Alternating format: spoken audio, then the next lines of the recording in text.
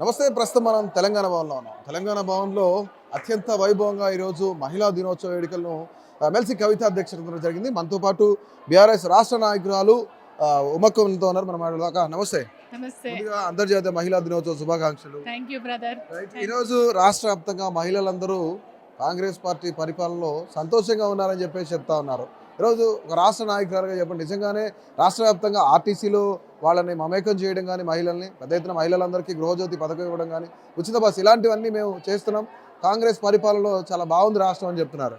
మహిళలు సంతోషంగా ఉన్నారా, బాధలో ఉన్నారా అనేది మీ ఛానళ్ళల్లో, సోషల్ మీడియాలో మహిళలు తిడుతున్నటువంటి తిట్లే సాక్ష్యం మనకు సాక్ష్యం. కానీ వల్ల నిజంగా అంతర్జాతీయ మహిళా దినోత్సవం సందర్భంగా తెలంగాణ మహిళలందరికీ కూడా నేను శుభాకాంక్షలు తెలియజేస్తున్నా. అంతర్జాతీయ మహిళా దినోత్సవం అంటేనే పోరాటాలు గుర్తుకొస్తాయి, త్యాగాలు గుర్తుకొస్తాయి. పోరాటాలు చేసి ఆ పోరాటాల ద్వారా సాధించుకున్నటువంటి హక్కులు మనకు గుర్తొస్తాయి.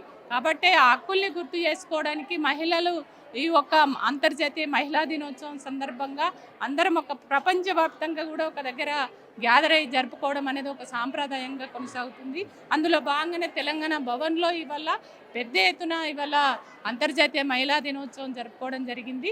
ఇవాళ ఈ రాష్ట్ర ముఖ్యమంత్రి మహిళలకి ఇవాళ మహిళల్ని లక్షాధికారులను చేస్తామని, వాళ్ళ కాళ్ళ మీద వాళ్ళనే నిలబడేటట్టు చేస్తామని, ఆర్థికంగా నిలదొక్కునేటట్టు చేస్తామని చెప్పేసి ఏవైతే చెప్తున్నాడో ఆ చెప్పుతున్నటువంటి మాటలకి ఆయన చేస్తున్నటువంటి పనులకు ఎక్కడ కూడా సంబంధం లేదు. అది మహిళలకు కూడా అందరికీ తెలుసు. ఈరోజు రాష్ట్రంలో చాలా మంది వందల మంది మహిళల్ని దాదాపుగా ఆర్టీసీలో వాళ్ళని మమేకం చేయడం, ఆర్టీసీలో వాళ్ళని కూడా భాగస్వాములు చేస్తున్నాం. ఈరోజు ఒక బస్సుకు ఓనర్ చేసామని చెప్తున్నారు.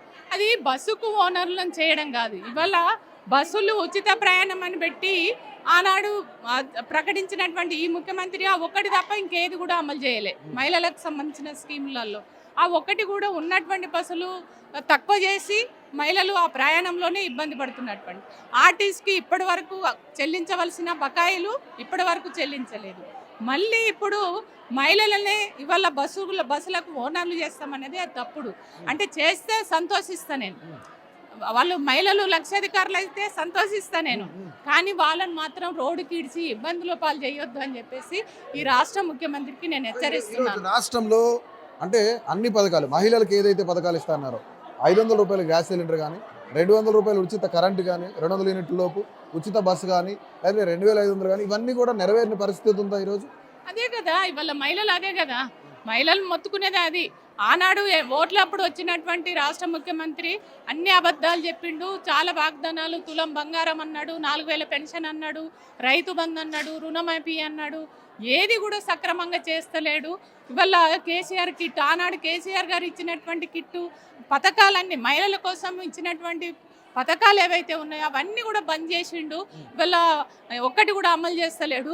అప్పుడు తెలియక మోసపు మాటలు నమ్మి తెలియక ఓటు వేసి మేము తెలియక కయ్యలబడ్డాము, మోసం చేసిండు అని చెప్పేసి మహిళలు కూడా అర్థం చేసుకున్నారు. ఇవాళ ఈ రేవంత్ రెడ్డి అంటే మీటింగ్కు వచ్చే పరిస్థితి లేదు మహిళలు. కాబట్టి మహిళా సంఘాల నాయకులు ఎవరైతే ఉంటారో వాళ్లకు డబ్బులు ఇచ్చి, బిర్యానీ పెట్టి, భోజనాలు పెట్టి, బస్సులు పంపి, ఆ బస్సులలో కానిస్టేబుల్లను పెట్టి బలవంతాన తీసుకురావాలనేటువంటి ప్రయత్నం, కుట్ర అనేది చేస్తున్నారు.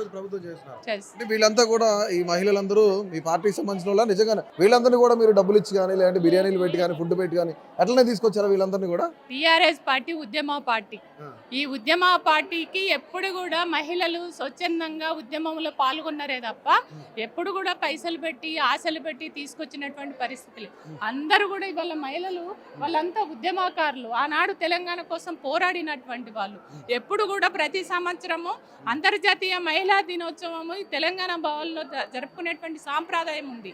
అందులో భాగంగానే మేము చెప్పకపోయినా స్వచ్ఛందంగా ఎవరికి వాళ్ళు వచ్చి ఈ ఉత్సవాలలో పాల్గొనేటువంటి సాంప్రదాయం తెలంగాణ మహిళలకు ఉన్నది. వాళ్ళు తప్ప ఇంక వేరే వాళ్ళు రాదు.